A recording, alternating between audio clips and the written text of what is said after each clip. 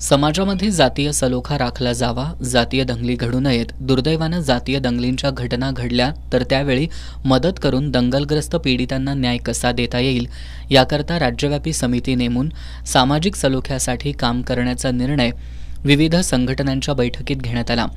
भारत मुक्ती मोर्चाचे नेते डॉक्टर भारत पाटणकर यांच्या अध्यक्षतेखाली ही बैठक झाली. विशाळगड इथं 14 जुलै रोजी जातीय दंगल घडली. या दंगलीमध्ये मुस्लिम समाजातील लोकांचं मोठं नुकसान झालं. अशा घटना का घडतात, समाजामध्ये जातीय सलोखा राखण्यासाठी काय करता येईल या अनुषंगानं या बैठकीत चर्चा करण्यात आली. यावेळी बोलताना डॉक्टर भारत पाटणकर यांनी जातीच्या आधारावर लोकांच्यावर हल्ले केले जातात, त्यातून दंगली पेटवण्याचा प्रयत्न होतो. अशा घटना आता वाढतायत. मात्र पुरोगामी महाराष्ट्रात अशा घटना घडणं हे निषेधार्ह असल्याचं त्यांनी सांगितलं. दंगलीच्या अशा घटना घडू नयेत. धार्मिक जातीपातीची मानसिकता बदलण्यासाठी काय करता येईल, दंगलीच्या घटना घडल्यास दंगलग्रस्त पीडितांना कशा प्रकारे मदत करता येईल यासाठी राज्यव्यापी समिती नेमून येणाऱ्या काळात काम करण्याचा निर्णय या बैठकीत घेण्यात आल्याचं डॉक्टर भारत पाटणकर यांनी सांगितलं. किंवा हे आहे की समाजामध्ये अशा तऱ्हेची काही मंडळी आहेत की हे झाल्यानंतर आम्ही त्यांना काहीतरी रेस्क्यू करायला जाणार, त्याच्याऐवजी होऊच नाही यासाठी आपण काय करावं. आणि झाल्यानंतरसुद्धा आपल्याला उशीर होतो, लवकर कळत नाही, त्यासाठी काय यंत्रणा करावी आणि ही मानसिकता बदलण्यासाठी काय करावं.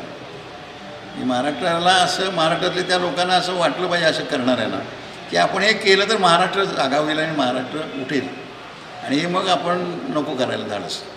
अशा तऱ्हेची परिस्थिती, नवी परिस्थिती या महाराष्ट्रामध्ये निर्माण करण्याच्या दृष्टीनं, कारण हा शाहू फुले आंबेडकरांचा महाराष्ट्र आहे आणि त्या ठिकाणी असं होणं बरोबर नाही, कुठंच होणं बरोबर नाही, पण इथं तर नाहीच नाही.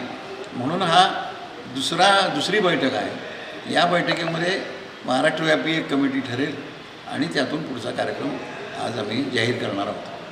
दंगली घडवण्याचं काही संघटनांना प्रशिक्षण दिलं जात असून त्यांच्या मागं राजकीय पाठबळ असल्याचा आरोप हुमायून मुरसल यांनी केला. दंगल घडवणाऱ्यांच्यावर कारवाई न होता ते सहज सुटतात.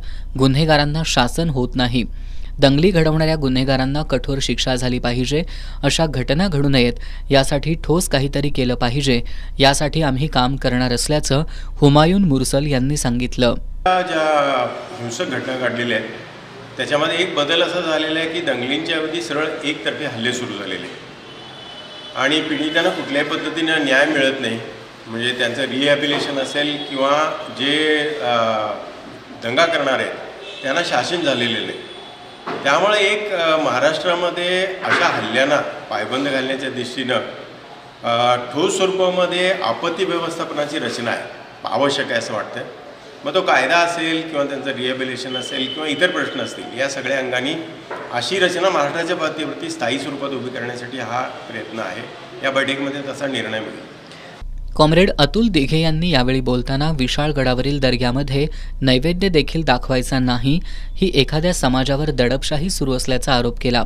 या बैठकीला कॉम्रेड संपत देसाई, माजी नगरसेविका भारती पोवार, धनाजी गुरव, प्रमोद मुजुमदार, BT पाटील, मेघा पानसरे, शाहिदा शेख, समीर बागवान यांच्यासह विविध सामाजिक संघटनांचे प्रतिनिधी उपस्थित होते.